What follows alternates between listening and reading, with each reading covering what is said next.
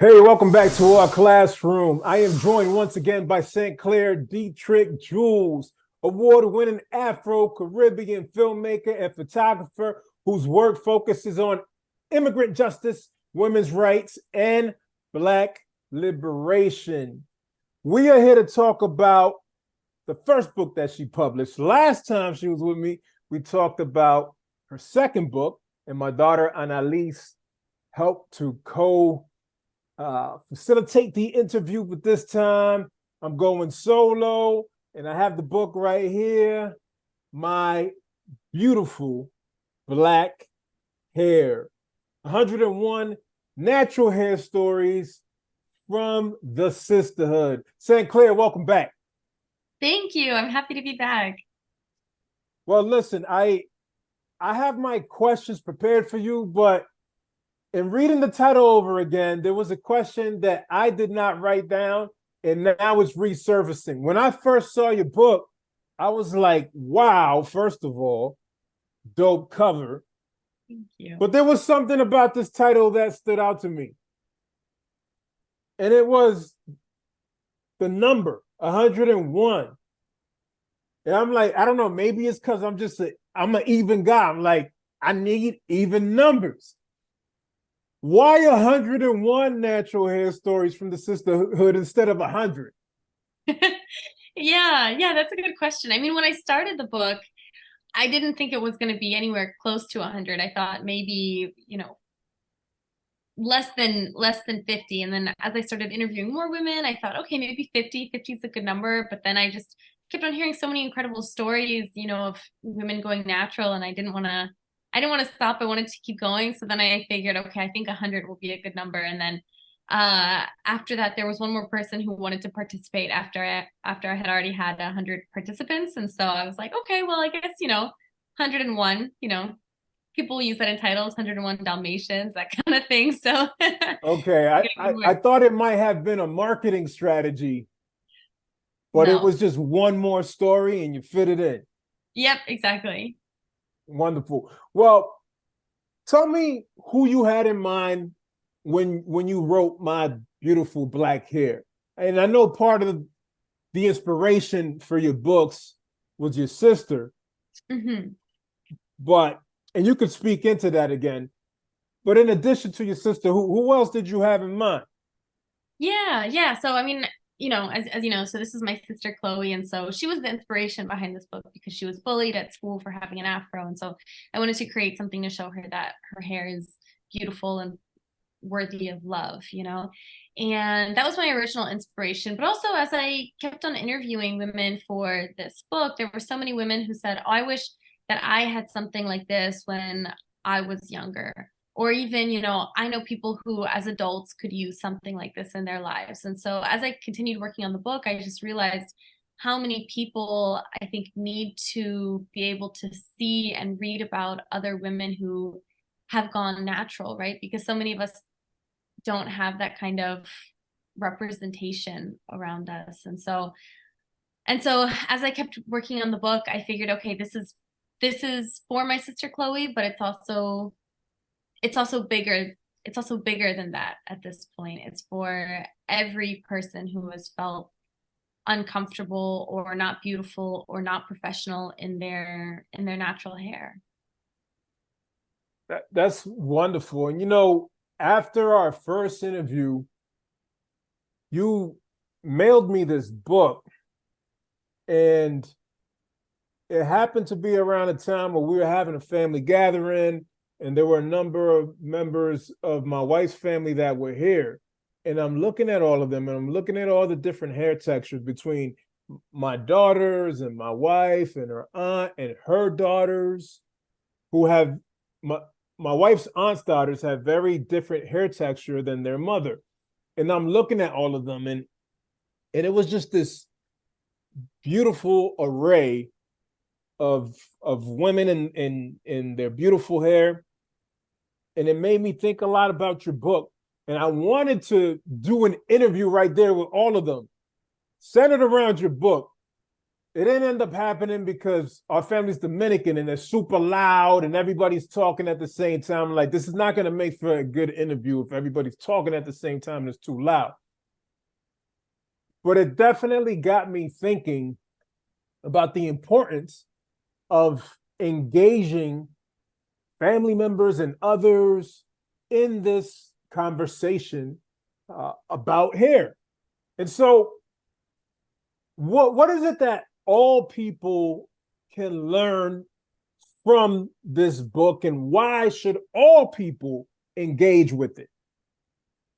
Yeah, thank you for sharing that. That's really cool. And a lot of the women in the book, I'm not sure how many of the stories you've read, but a lot of the women are actually Afro-Dominican as well. I So know yeah. it got my attention. Yeah, it got my, and their stories, they really resonate with me. I'm sure they resonate with many of my family members. I'm so fascinated to hear folks engage more deeply in this conversation. And I'm gonna have to invite you back a third time because I want to do an interview in which I feature you and my friend Jamie Medina from Lawrence, Massachusetts, who's also Dominican, and her platforms about hair and natural hair and that movement.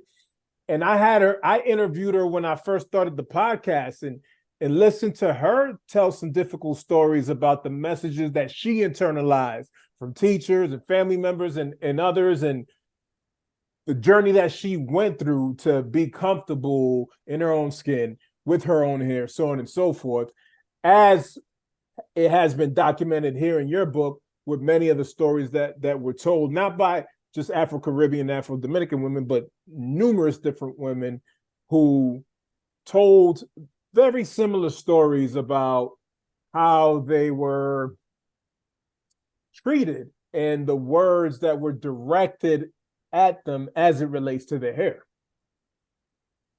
Yeah. And so I'm wondering, what is it that all people can learn from engaging with this book, and why they should engage with it? Yeah, absolutely. I appreciate you asking that. I mean, I think everybody should care, first of all, because I think that we are all interconnected, right? No one is free until we're all free, that kind of thing.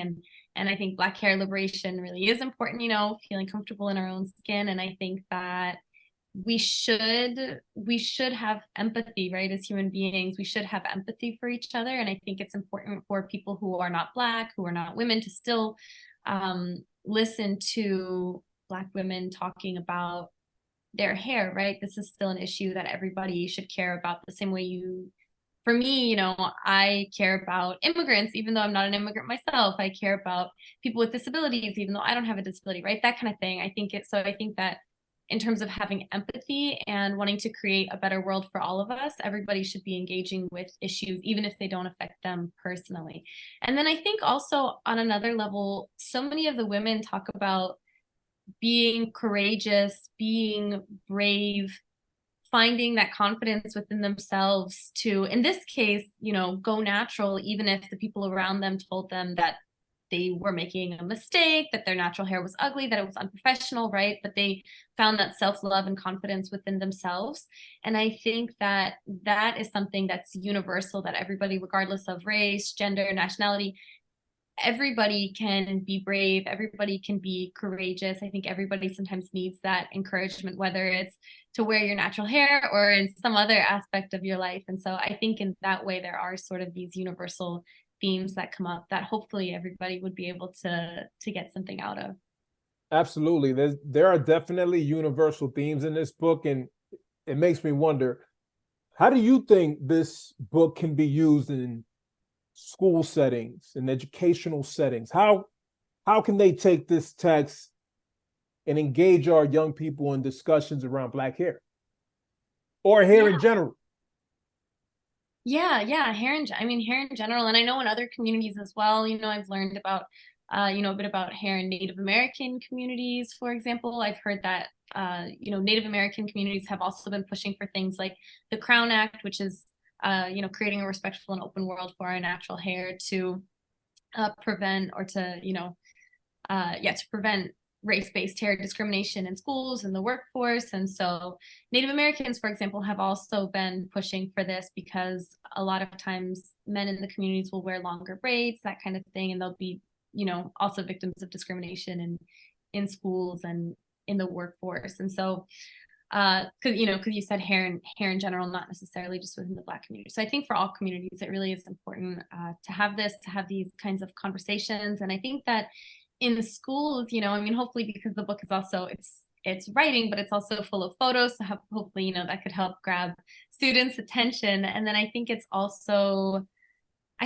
showcases hopefully the power of personal narratives and using our own voice. And I think that's something that students can always benefit from. I think from a young age, students are often taught in a lot of places, including at school, to not use their own voices, right? To never use the word I in their writing, that kind of thing. And so I think that this book hopefully can help students understand that actually their voices are really important and really powerful. And they also have important narratives to share, right? Everybody has a story. And so I hope that this book can also be used as a catalyst to sort of encourage more of that first person narrative storytelling, whether it's oral or written in schools.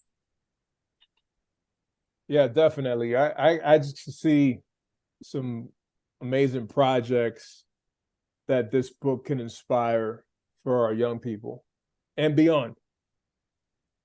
Talk to me about the process of creating this book.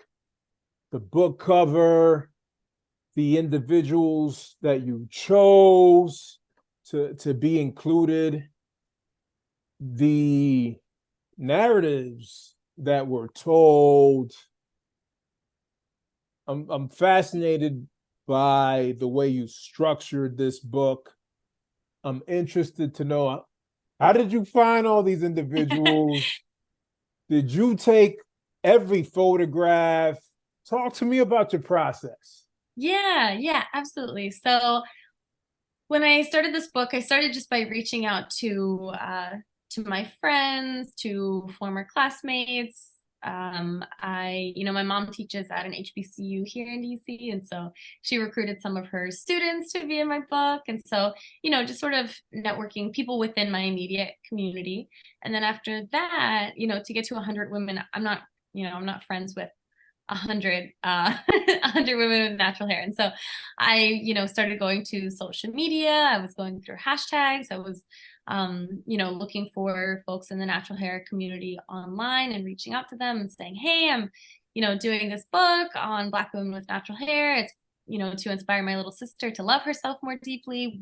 Would you be interested in participating? And I was really grateful for how many women who didn't even know me but responded and said that yes, they would be part of this project. And a lot of them said that they had also been in my sister Chloe's shoes before, and so they didn't want anybody else feeling the way that they had felt. And so I went around mostly in the DMV and New York area, but also some other places as well, and I photographed all of these women for the book. So I photographed them, interviewed them just on the voice memos app on my phone, transcribed all of the interviews, put them all together in this book. And the cover was actually so I worked with a publisher with Chronicle Books. And so Chronicle's team is the one who decided on, we came up with the title together, my publisher and I.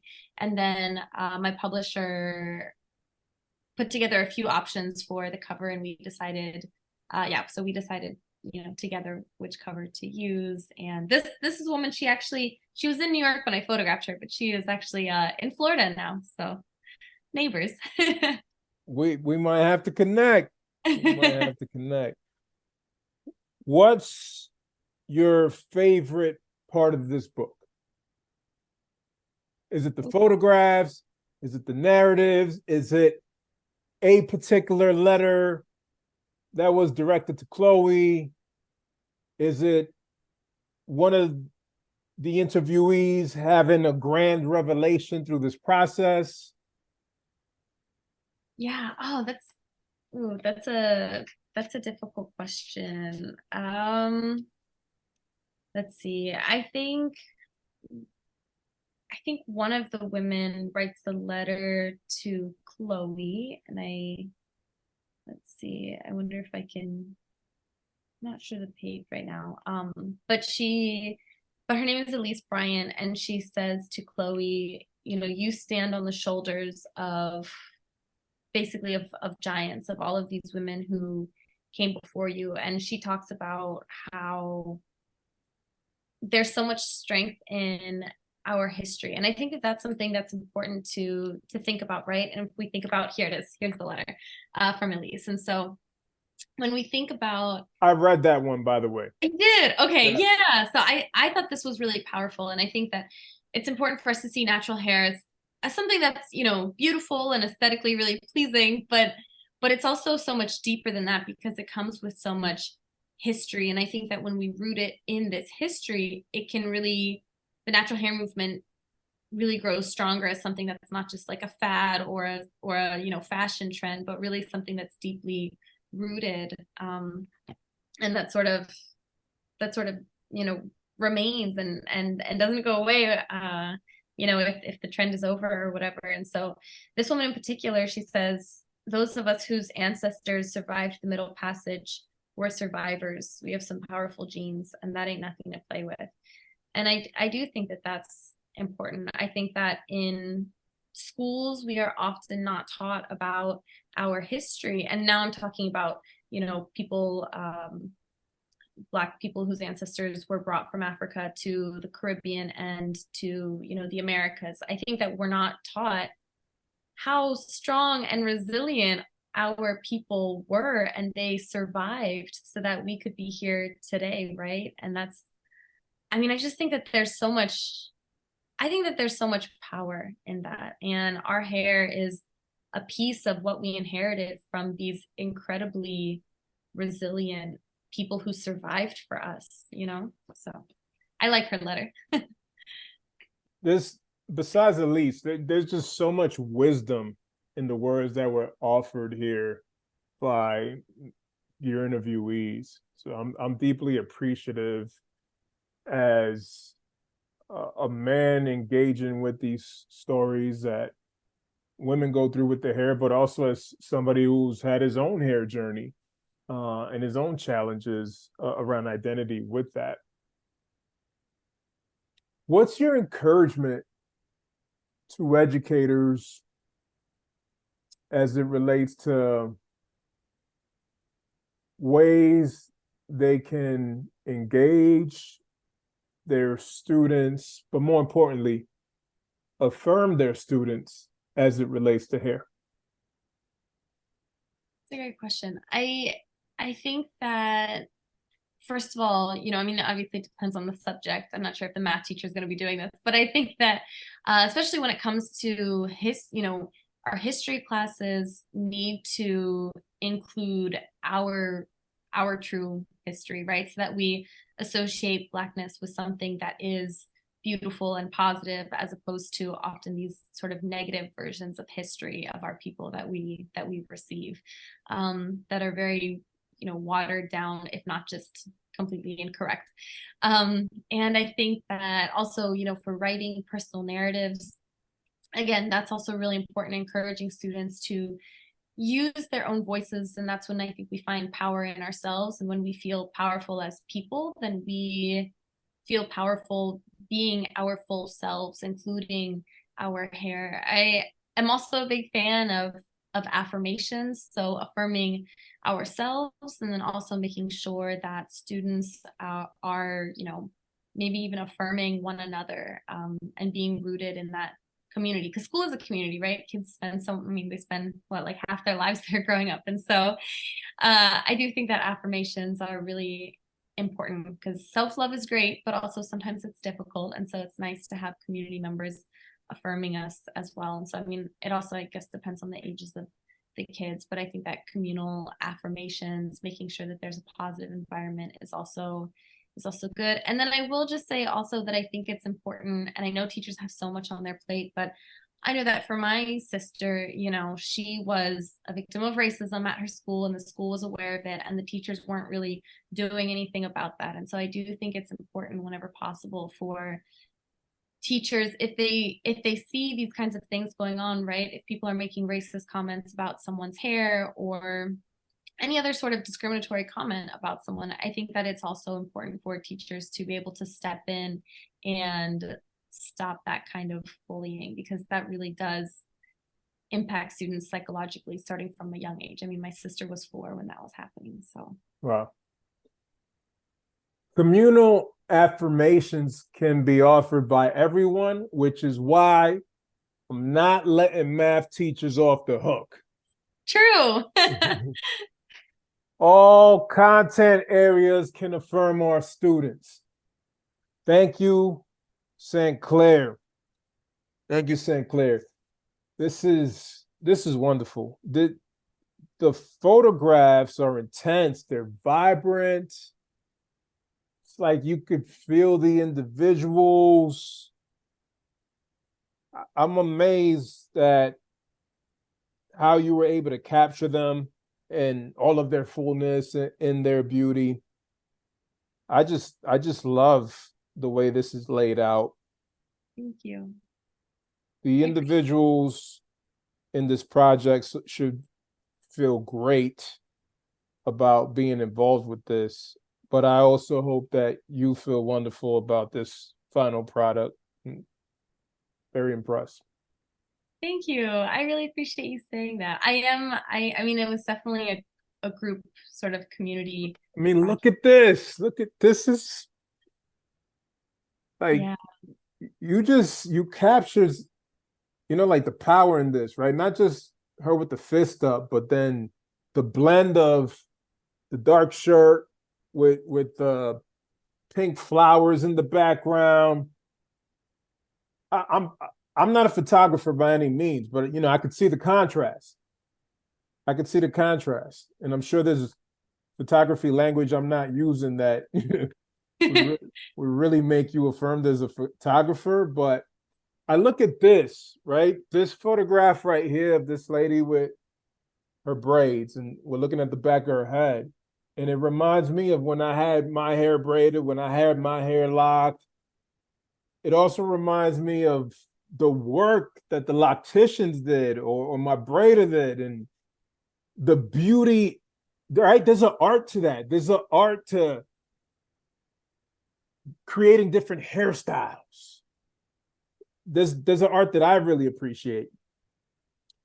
There's also, for some of us, there's pain in the process, right? For me, one of the reasons I cut my hair was like, oh my goodness, every time I got it braided or every time I got it twisted, every time I got it locked up again, I have a sensitive scalp. It's painful for me to think about it right now. Like every time I did, I'm like, why do I keep doing this?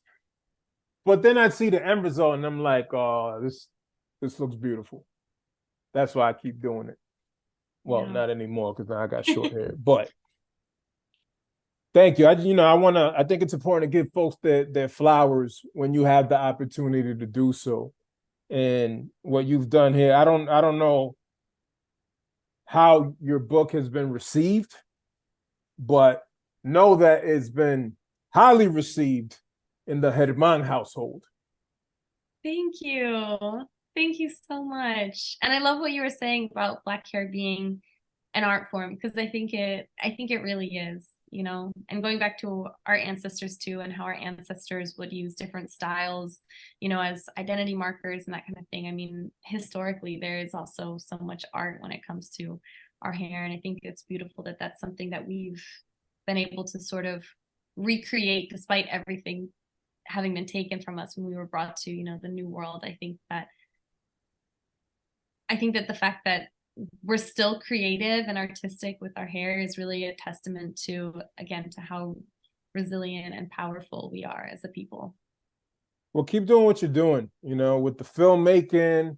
You had the film about the DACA experience and immigrants in this country, and then your 2 books centered around hair, which is important for me, for my family, for my daughters, for my son.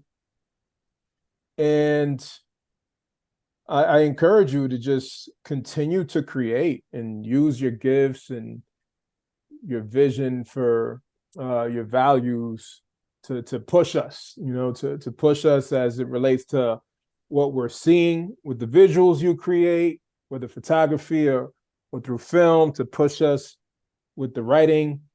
We definitely need more of this. So thank you, thank you, thank you. Last time that we met, I asked you if you had the opportunity to have lunch with anybody dead or alive, who would it be and why? And you said Bell Hooks. Today's a new day, but it's the same question. So let's leave Bell Hooks out of it. If you had the opportunity today to have a meal, to sit down, to have lunch with anybody dead or alive, who would it be and why? Yeah. Oh, as you started to ask that question again, I was thinking, oh, Bell Hooks, and then you were like, oh, I already said that. And yeah. Um, let's see. I guess I mean, it would be really cool to sit down with Angela Davis. I saw her speak one time at my school, and I met her afterwards, but just briefly in a very long line of students wanting to meet her. But it would be really great, I think, to sort of sit down with her and just listen. She's definitely one of my idols, and I love how she's so intersectional in her work. So it would be an honor to have lunch with her. I had Angela Davis on my mind as I was going through your book and just looking at all the different folks, different hair texture. And Angela Davis has a presence about her, right? Including her hair. So that's dope. Well, St. Clair, thank you for joining me once again. Please remind the audience where it is that they could follow you. Yeah, thank you. So people can follow me on Instagram. It's my name. So it's St. Clair Detrick-Jules. So StClairDetrickJules. And I'm not sure if that can be in the notes of the podcast, because I know I have a long name. And then my website is also just www.stclairdetrickjules.com. So folks can find out more about my work there. They can get my books there.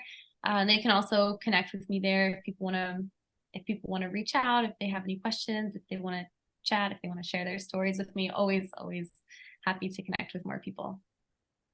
Well, as I mentioned earlier, we're going to have you back on, and this time will be more panel style. Hopefully I could get my friend Jamie Medina on, maybe one or two other individuals. But let's continue the conversation. Thanks for being with us today. That would be great. Thank you for having me.